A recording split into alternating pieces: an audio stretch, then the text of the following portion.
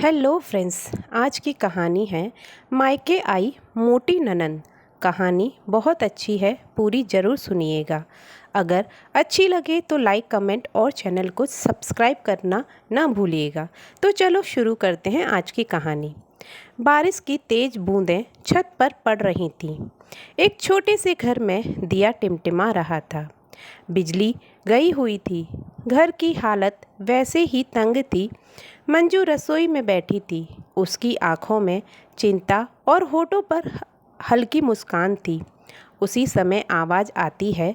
माँ कहती है, अंजू सुनो, ज़रा जल्दी आओ, कनिका का फ़ोन आया है, कल वो मायके आ रही है। अंजू हड़बड़ाकर कहती है, क्या दीदी आ रही है? माँ, उन्हें बोल दीजिए ना कि वो 2-4 दिन रुक जाएं, सामान की थोड़ी तंगी है अभी। माँ मुस्कुराती हुई कहती है, माँ, बेटा बेटी मायके तभी तो आते हैं जब उसे सुकून चाहिए। हमारी तंगी का मज़ा तो परिवार और रिश्तों की मिठास से मिल ही जाता है। अगले दिन कनिका मायके पहुंचती है। पूरे घर में हलचल हो जाती है। बच्चे चिल्लाते हैं, मोटी बुआ आ गई, मोटी बुआ आ गई, आज तो मज़ा आएगा। अंजू हल्के से डांटते हुए कहती है, ऐसे नहीं बोलते बच्चों, वो सबसे बड़ी हैं, उनका मान सम्मान करो। कनिका हंसते हुए कुर्सी पर बैठती है। जैसे ही वो कुर्सी पर बैठती है, कुर्सी टूट जाती है। सब लोग ठहाके मार कर हंसने लगते हैं। कनिका, अरे इतनी कमज़ोर कुर्सी है क्या? खैर चिंता मत करो, मैं सही सलामत हूँ। अंजू भागकर रसोई में नाश्ता तैयार करने लगती है। समोसे, मिठाई, बिस्किट और पूरियाँ। माँ बेटी से पूछती है, बेटी कितने दिन रुकने वाली हो तुम? कनिका कहती है, माँ कम से कम 1 हफ्ता तो सुस्ताने दो। इस घर की हंसी, प्यार और बातें जो मिस करती हूँ मैं वहाँ पे। कनिका बीते दिनों की बात सुनाती है। ससुराल की जिम्मेदारी, पति का उलाहना मारना, बच्चों की फरमाइशें और खुद की उपेक्षा करना। अंजू उसे दिलासा देती है। अंजू कहती है, दीदी, मायका और घर में फ़र्क नहीं होता। जहाँ जो तुम्हारा है वही मेरा है। कोई बात हो तो मुझे बताओ, आपके लिए तो जान भी हाजिर है। कनिका की तबीयत थोड़ी बिगड़ जाती है। उसे अपना फ़ोन टूटने का बहुत अफसोस होता है। छोटे भांजे से वो टूट जाता है। माँ देखो ना, बुआ का फ़ोन टूट गया। अंजू अपने पति से कहती है, क्या कोई नया फ़ोन ले सकते हो क्या? वो बहुत दुखी है। पति चिंता से माथा पकड़ लेते हैं। इतनी बड़ी रकम कहाँ से आएगी? माँ कहती है, कोई बात नहीं, गहने गिरवी रख दो। बहन मायके आई है, दिल छोटा मत करो। अगर वो ससुराल ऐसे ही चली गई तो उसे बहुत ताने सुनने पड़ेंगे।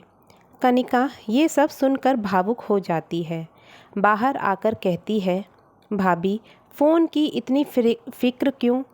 प्यार दो, यही सबसे बड़ा तोहफ़ा है। मैं मायके अपने सुख के लिए आती हूँ, तुम्हारे बोझ बढ़ाने के लिए नहीं। अंजू की आंखों में आंसू आ जाते हैं।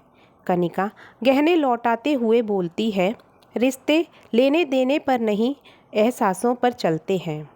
घर में कनिका के आने से फिर खुशियाँ लौट आती हैं। अचानक कनिका का एक बड़ा फैसला लेती है। अंजू मायके में जो कारीगर सीखी थी, उससे घर में कुछ करना चाहती हो तुम? प्लास्टिक के खिलौने बनाने की छोटी मशीन लगवाऊंगी, यही मिलकर काम करेंगे। अंजू और पति को उम्मीद की किरण दिखती है। शुरू में तंगी रहती है, कई बार नाकामयाबी मिली है, लेकिन बहनों का साथ रात को चाय पीकर हंसी मजाक में बदल जाता है। माँ, देखा, भाई बहन का प्यार हो तो दुनिया की दुनिया पलट सकती है। धीरे धीरे उन दोनों की मेहनत रंग लाती है। कुछ साल बाद घर में खुशहाली आ जाती है। बेटियाँ अपने पैरों पर खड़ी होकर अपने ही बनने वाले परिवार को मिसाल बना देती है। आखिर में कनिका गांव लौटकर चली जाती है। अंजू उसे जाते जाते गले लगाती है। अंजू, अब की बार कम से कम महीने भर रहना। कनिका कहती है, अगर तू याद करेगी तो लौट आऊँगी। मायका दिल का होता है और दिल में घर हमेशा खुला रहता है। माँ मुस्कुराकर कहती है, रिश्तों का असर मतलब समझाना हो तो भाई बहन का प्यार देखो। घर की ऊष्मा, मायके का अपनापन और भाई बहन का प्रेम जिंदगी भर जीने की ताकत देता है।